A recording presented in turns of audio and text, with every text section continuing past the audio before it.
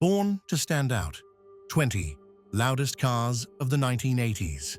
The 1980s were a time when American and European automakers were plagued by scandals, mistakes, and even confusing decisions. Welcome to the wild side of the 1980s, a decade where cars didn't just make noise, they made headlines. Some cars were criticized for being expensive from the day they were launched. Others exploded due to technical problems, and some were remembered simply because they were too bad to forget. So buckle up. We're diving into 20 of the most dramatic, daring, and unforgettable cars of the 80s. DeLorean DMC-12, 1981-1983. No car is as steeped in drama as the DeLorean DMC-12, an icon born from a cocktail of dreams, ambition, and scandal. With its one-of-a-kind design, gull-wing doors, and stainless steel body, the DMC-12 looked like it came from the future. And thanks to Back to the Future, it truly became a pop culture phenomenon. But the reality was much darker. The project consumed hundreds of millions of dollars. The company quickly went bankrupt, and John DeLorean himself was arrested in connection with drug trafficking in a desperate attempt to save his company. Although he was ultimately acquitted, the DMC-12 remains a vivid testament that to create a legend, sometimes you need both madness and a full-blown scandal. Yugo GV, 1985-1992. The cheapest car on the American market at under $4,000, the Yugo GV was initially hailed as the ideal choice for those who wanted a new car without taking out a bank loan. But as it turned out, you would pay the price with your own patience and dignity. The car broke down constantly. The interior felt like a cheap toy, and the driving experience was crude and sounded like a lawnmower.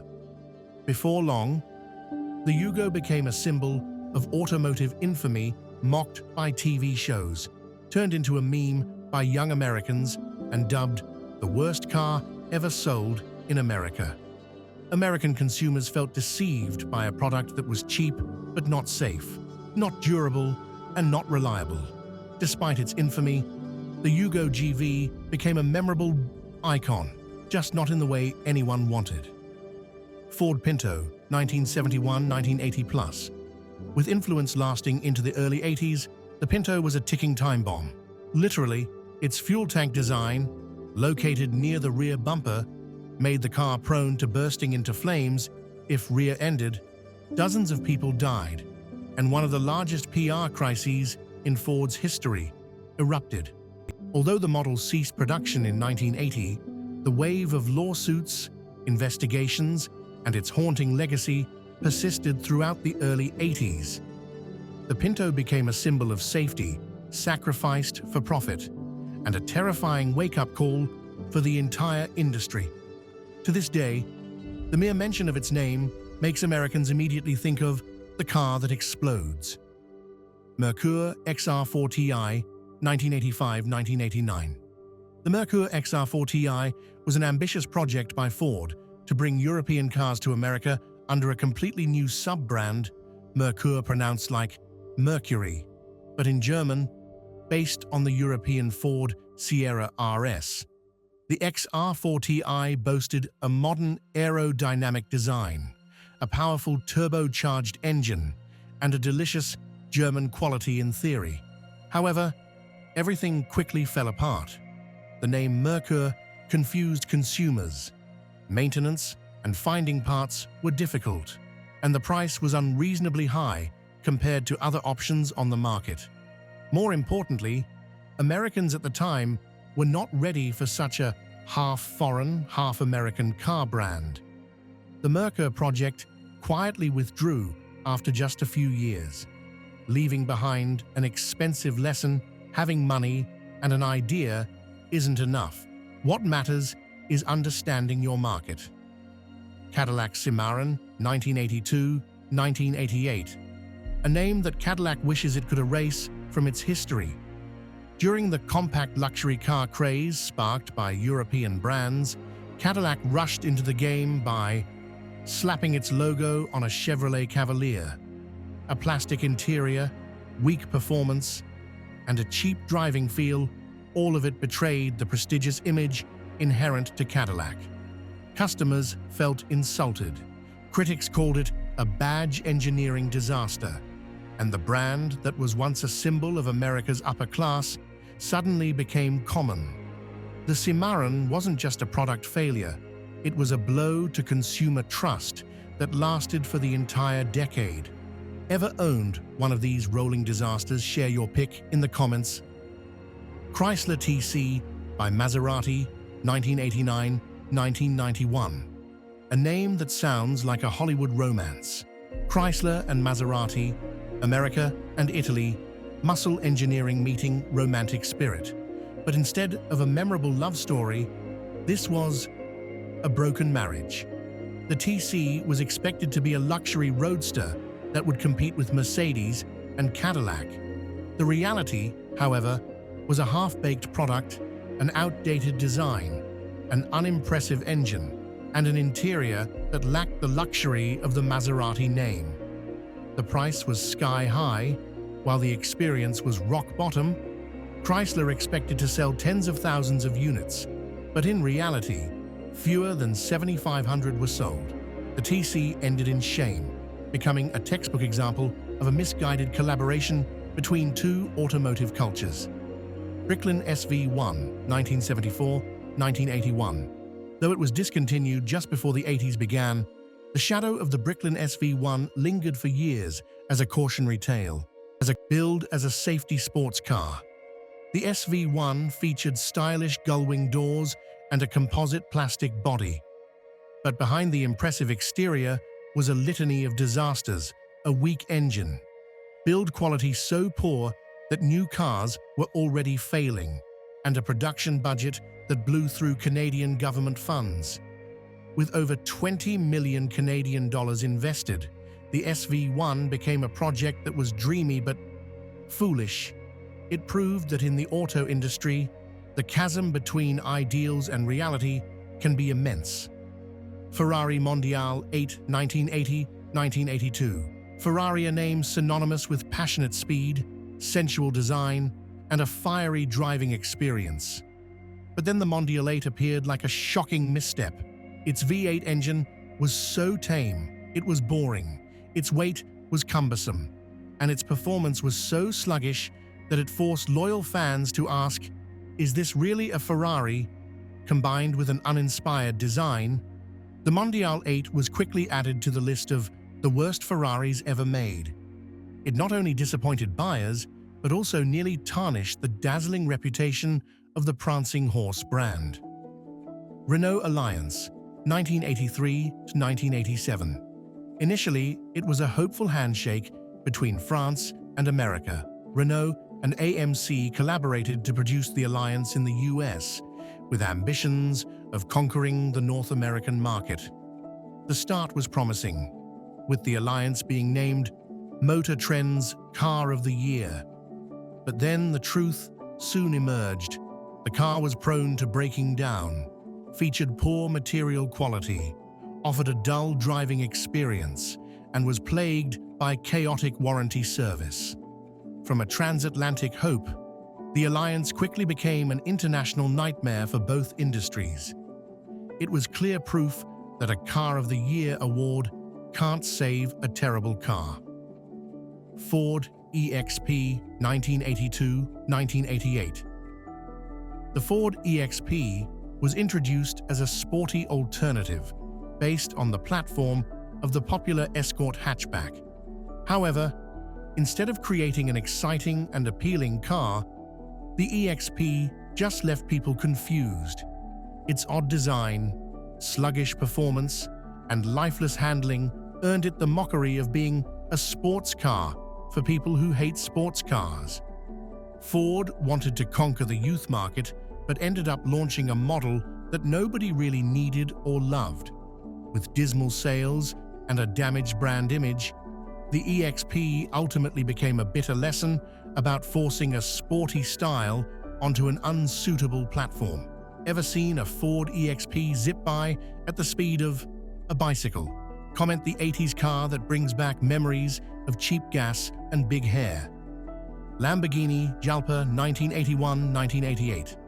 While the Countach is considered a legend, the Jalpa was the underdog younger sibling in the Lambo family. Positioned as a more accessible Lamborghini, the Jalpa was cheaper and had a V8 engine instead of a V12. But that very fact became its weakness. Its performance was merely average. Its design wasn't radical enough, and its engine note wasn't enchanting enough. The car enthusiasts of the time were largely uninterested. The Jalpa quietly exited the stage, becoming a forgotten name and a testament that Lamborghini should only do crazy, not normal. Aston Martin Lagonda 1980-1989. The Lagonda was a car from the future. Its design was like a spaceship, incredibly long and full of sharp angles. The interior was packed with pioneering toys, a digital dashboard, touch-sensitive controls, and LEDs from a time before anyone knew what LEDs were. But anything too soon often comes at a price. The electronic systems constantly malfunctioned, were difficult to maintain, and were extremely expensive. The Lagonda was a symbol of technological audacity, both pioneering and a disaster. Despite its bizarre beauty and uniqueness, it is remembered as a technological dream that wasn't quite ripe. Lincoln Continental Mark VI Diesel 1980-1983. A massive top-of-the-line luxury sedan equipped with a pathetically weak diesel engine. Lincoln thought it was revolutionizing the combination of comfort and fuel economy. But American customers weren't buying that compromise. The car was as slow as a tortoise, vibrated terribly, and had an engine as loud as a truck's. No matter how luxurious it was, the disappointment behind the wheel was too great. The Mark VI diesel was shunned by consumers and stands as painful proof that not every attempt at economy is worthwhile. Subaru Brat 1980-1987. One of the most bizarre designs of the 1980s, a two-seater pickup truck with two extra seats mounted in the rear bed, not inside the cabin, but right out in the open. The reason to avoid truck import taxes by classifying it as a four-seater passenger car, the Brat became a joke in car circles and a symbol of blatant loophole exploitation. Although it's beloved today as a classic oddity, at the time, the Brat just made people shake their heads and ask, what was Subaru thinking? Buick Riviera Convertible 1982-1985. A heavy, front-wheel drive luxury convertible with a sky-high price tag. It just sounds wrong. Buick wanted the Riviera convertible to become a new icon of American style, but everything was flawed from the start. The car's excessive weight made acceleration sluggish. The handling was unresponsive, and the driving feel was like hauling a boat on dry land. The high price tag sent consumers running, while critics offered scathing reviews. The Riviera convertible is a classic case of a grand idea, with poor execution. Which of these cars made you say, what were they thinking? Comment your favorite mechanical mistake. Pontiac Fiero 1984-1988. When it debuted, the Pontiac Fiero wowed the entire American market. With a sporty two-seater design, a mid-engine layout, an accessible price point, and a distinctive look, the Fiero seemed to be the American dream within reach. But then, that dream burned to the ground. A series of engine fires caused by design flaws left many Fieros engulfed in flames on the road. Although General Motors later fixed the issue, the image of a sold-out sports car was replaced by that of a car that actually caught fire. The problem was this: to save costs, GM had cut corners on many safety technologies and materials. The Fiero is a classic example of a product full of potential that was single-handedly ruined by its own manufacturer, a great regret in Pontiac's history. Dodge Daytona Turbo Z 1984-1987. With the Daytona Turbo Z, Dodge attempted to deliver a front-wheel drive sports coupe equipped with a turbocharger, a rarity for the period. The car had a striking appearance, modern technology, and aimed to conquer young speed enthusiasts. Unfortunately, the product did not live up to expectations. The car's electronic systems were often faulty. The handling lacked agility, and most buyers were still skeptical of the front-wheel drive sports car concept. Despite its aggressive looks, the Daytona Turbo Z was considered a player not invited to the party. Today, some classic car fans have re-evaluated it with a bit more sympathy. But in the 80s, it was an example of a good idea, poorly executed. Chevy Citation, 1980 to 1985. The Chevrolet Citation, the promise of a new future for American automobiles. As Chevy's first front-wheel drive model, the Citation was launched on a massive scale and scored a huge win as the 1980 Car of the Year. But everything quickly fell apart. The car suffered from severe brake system failures, rusted quickly, and had wildly inconsistent build quality. Consumers filed lawsuits. The press exposed its flaws, and GM went from a source of pride to a target of criticism. The Citation became a symbol of overblown PR, where expectations far exceeded reality, and the reality was quite horrifying. Chevrolet El Camino, 1980-1987. The El Camino was always an oddity in the American automotive world, half pickup truck, half stylish coupe. It once enjoyed a golden age in the 60s and 70s. But as the 1980s arrived, consumer trends shifted. Pickup trucks needed to be more practical, while coupes had to be sleeker and more agile. The El Camino was seen as too weird to exist, no longer fitting the times or the tastes of the market. In 1987, General Motors quietly discontinued the model line. However, the El Camino's polarizing design continues to spark debate among car lovers to this day, an icon that no one can ignore. AMC Eagle, 1980-1988. The AMC Eagle was one of the true pioneers, combining a station wagon body with a full-time all-wheel drive system, something almost no one else was doing at the time. In theory, the Eagle was the predecessor to the modern SUV, but upon its launch, it was criticized for being too heavy, too slow, and having an unappealing appearance. More importantly, the market wasn't ready for such a half this, half that vehicle. As AMC struggled through a financial crisis, the Eagle was seen as a poorly timed gamble. Although it would later be honored as the grandfather of the crossover SUV in the 1980s, the Eagle was simply a failure that nobody could understand. Some cars were made to blend in. They were born to stand out. So, which of these beasts was your favorite? Drop a comment below. Smash that like button if you ever dreamed of driving one.